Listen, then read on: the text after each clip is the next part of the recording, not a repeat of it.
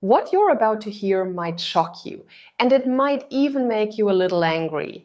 Many TOEFL candidates with great English skills lose points on the write an email task simply because they don't know how this task actually works.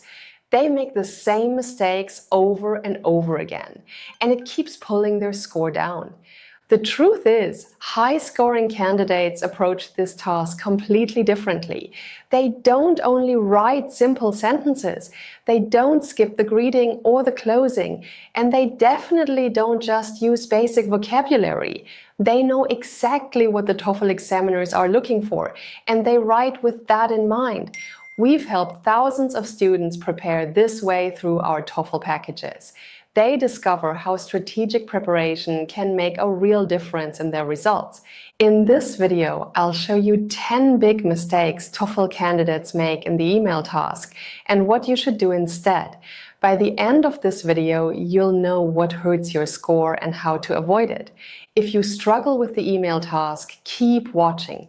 This might be exactly what you've been missing. The first mistake is not understanding what the email task is actually testing.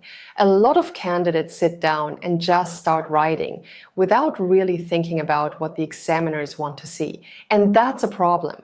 The write an email task gives you a scenario and asks you to write an email that achieves a specific communicative purpose.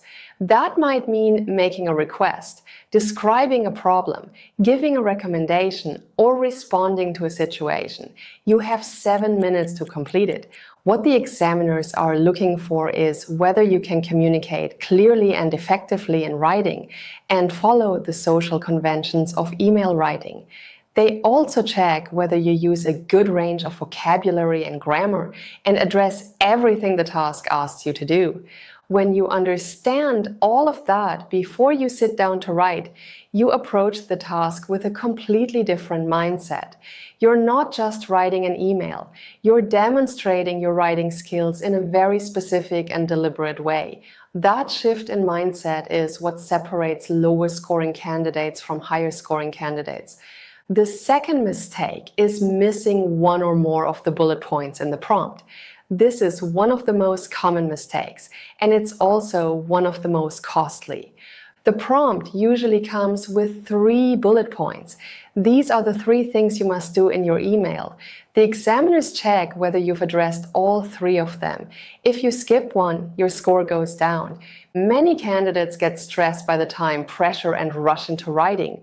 They address the first bullet point in detail, briefly mention the second, and either forget the third entirely or only hint at it in one vague sentence.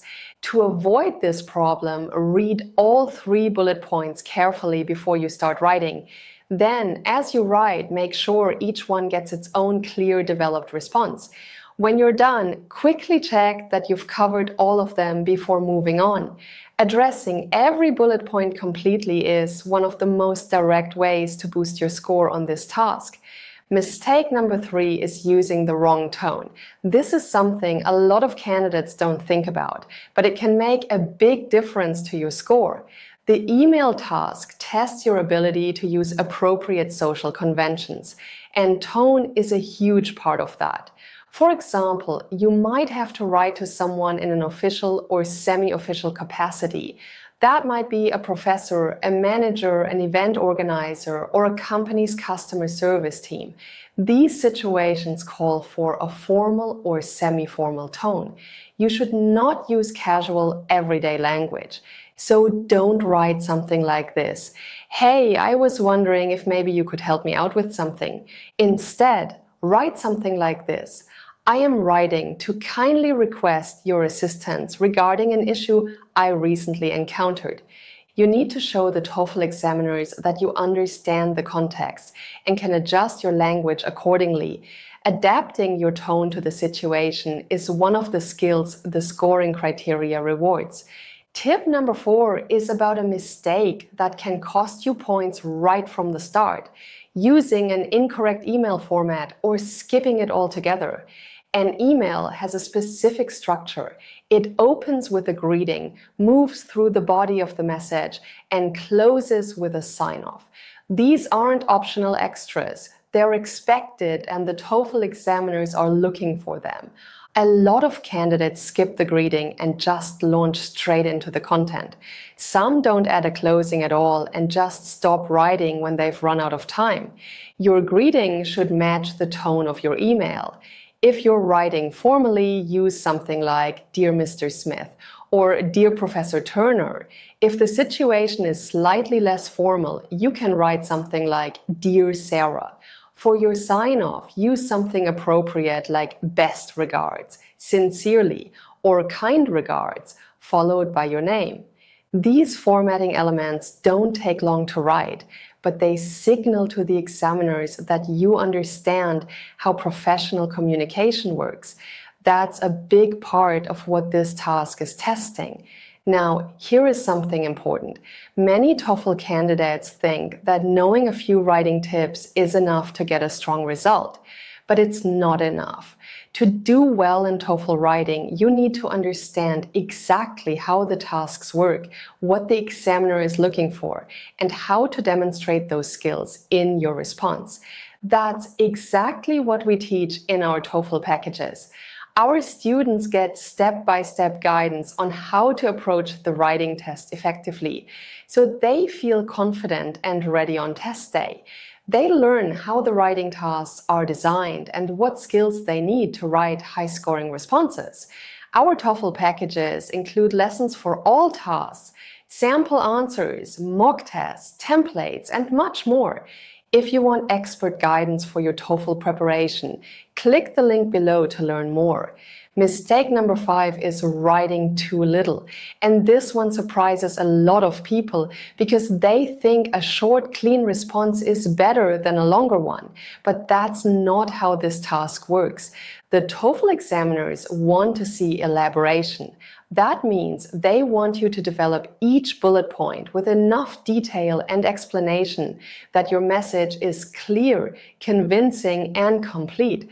A response that just ticks the boxes without any real development is going to score in the lower range, even if it has no grammar or spelling errors.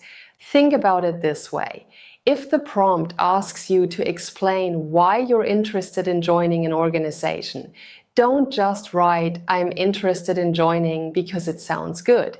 Give a reason, add a specific detail, make your message feel real and complete. The prompt even tells you to write as much as you can. That's not just a suggestion, it's guidance directly from the test. So use your 7 minutes fully. Develop your ideas, add context, and make every bullet point feel properly addressed. That level of elaboration can push your score higher. The 6th mistake is relying on basic, repetitive vocabulary throughout the email. This is something that really holds candidates back, because vocabulary range is one of the key things the examiners are evaluating. When you use the same simple words over and over, your writing starts to feel flat and limited. For example, many TOEFL candidates use words like good, bad, want, and need frequently. This signals to the examiner that your vocabulary range is narrow, which will lower your score. The fix is to consciously vary your word choices and use more precise, idiomatic language. Don't write, "I want to tell you about a problem I had." Instead, you could write, "I am writing to bring a recent issue to your attention." You don't need to use only complicated words. The goal is to sound natural and precise. Don't force in vocabulary that doesn't fit. Just make an effort to move beyond basic words to show the examiners that your language skills are strong. Mistake number 7 is writing only simple sentences. This one directly affects your grammar score because the examiners are looking for syntactic variety. This means they want to see a range of different sentence structures in your response. When every sentence follows the same short, basic pattern, your writing feels monotonous and limited. For example, don't write like this: "I like your magazine. It has good articles. I want to contribute. I have a question. This gives the examiner almost nothing to evaluate in terms of grammar range.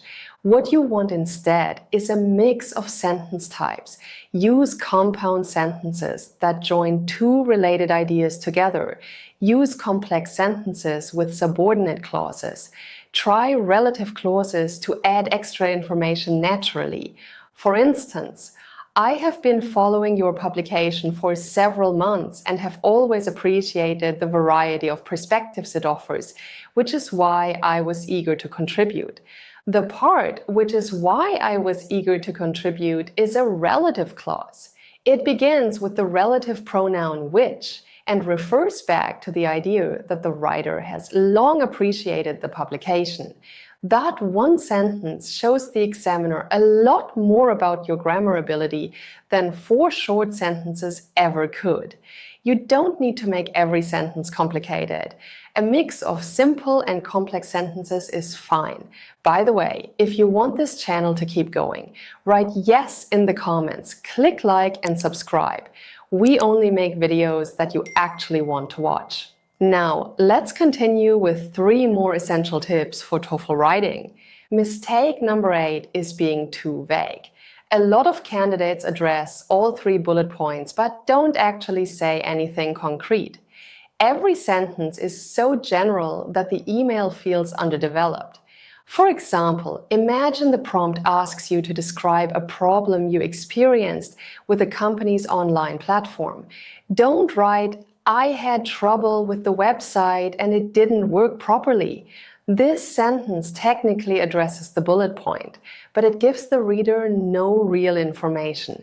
It's vague and it doesn't demonstrate much writing ability. Make your response more specific like this. "When I attempted to complete my registration through your online portal last Tuesday, the payment page failed to load after I submitted my information, leaving me uncertain as to whether my registration had been processed." As you can see, the second version tells the examiner exactly what happened, when and what the result was. It's developed and detailed, and it shows that you can communicate clearly and precisely. Mistake number 9 is not using transitions between ideas. This might sound like a small thing, but it makes a big difference to how your email reads. When you jump from one idea to the next without any connection, your writing feels choppy and hard to follow. It doesn't flow well, and the examiner has to work harder to understand how your ideas relate to each other. That's the opposite of what a high-scoring response looks like. Transitions do 2 things at once. They make your email easier to read, and they also show the examiner that you have a broad range of vocabulary. Words and phrases like "furthermore," "in addition," "I would also like to mention," and "additionally" help you move between bullet points smoothly. If you're shifting to a different idea or contrasting something, you can use "however," "that said," or "on the other hand." Just make sure you don't use the same transition word every single time. Vary them the same way you vary your vocabulary. The more variety you show, the stronger your writing looks. Mistake number 10 is not leaving any time to check your work. 7 minutes feels short, and a lot of candidates use every single second writing. They then submit without reading back over what they've written. This is a mistake that's easy to avoid. Make sure you proofread to avoid small errors such as a missing word, a spelling mistake, or using the wrong form of a verb. An accumulation of small errors throughout your email will start to affect your score. Try to leave some time at the end for a quick check. Read through your email and check whether you have addressed all 3 bullet points. Additionally, make sure your email has a greeting and a closing. Also, check whether there are any obvious errors you can spot quickly. A few seconds of review can really protect your score. That's it! Those are 10 big mistakes candidates make in the TOEFL Write an Email task. If you want expert guidance for your TOEFL preparation, check out our TOEFL packages using the link below. Our packages include step-by-step guidance, mock tests, templates, and other useful resources to help you feel confident on test day. I hope you liked this video. Don't forget to like, subscribe to the channel, and hit the bell icon so you're notified when the next video comes out. Also, share this video with your friends so they can improve their TOEFL score too. See you in the next video!